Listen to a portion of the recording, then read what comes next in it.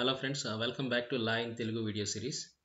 So ఈరోజు వీడియోలో మనం మరో కొత్త లీగల్ ఎక్స్ప్రెషన్ గురించి తెలుసుకోబోతున్నాం. ఈరోజు మన లీగల్ ఎక్స్ప్రెషన్ ఏంటంటే వితౌట్ ప్రెజుడిస్.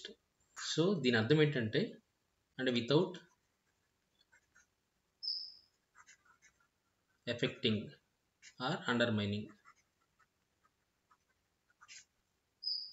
అలా నీకు ఏమైనా రూల్స్ ఏమైనా ఉన్నాయనుకోండి, రూల్స్ కానీ ఆ రైట్స్ కానీ ఏమైనా ఉన్నాయనుకోండి, ఈ రైట్స్కి ఇబ్బంది కలగకుండా, వాటిని ఎఫెక్ట్ చేయకుండా నేను ఇది చేయాలనుకుంటున్నాను, ఏదో సంథింగ్ ఇంకేదన్నా అలా చేయాలనుకున్నప్పుడు ఏంటంటే ఈ ఎక్స్ప్రెషన్ మనం అక్కడ వాడతాం అనమాట. Right. Suppose breach of contract జరిగింది. బ్రీచ్ ఆఫ్ కాంట్రాక్ట్ జరిగినప్పుడు ఏం జరుగుతుంది? జనరల్గా ఎవరైతే నష్టపోయారో ఆ అగ్రీవ్డ్ పార్టీ ఉన్నారో, నష్టపోయిన పార్టీని అగ్రీవ్డ్ పార్టీ అంటారు. ఆ అగ్రీవ్డ్ పార్టీ కాంట్రాక్ట్ని టెర్మినేట్ చేయొచ్చు అనమాట. రైట్. సో టెర్మినేట్ చేసామంటే ఆ కాంట్రాక్టే లేకపోతే మా ఇద్దరి మధ్య రిలేషన్ ఉండదు కదా, ఏ అండ్ బి మధ్య, పార్టీల మధ్య.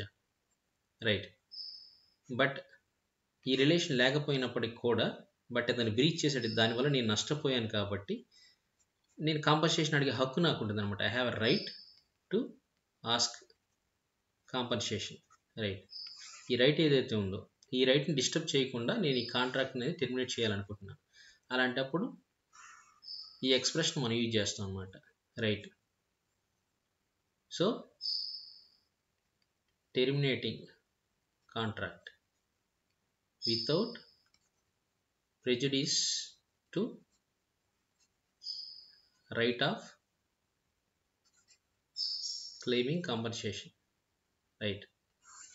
సో ఈ రైట్ని డిస్టర్బ్ చేయకుండా టెర్మినేషన్ అనమాట. సో అలాంటప్పుడు ఎక్స్ప్రెషన్ వాడదాం. సో అర్థమైంది అనుకుంటున్నాను.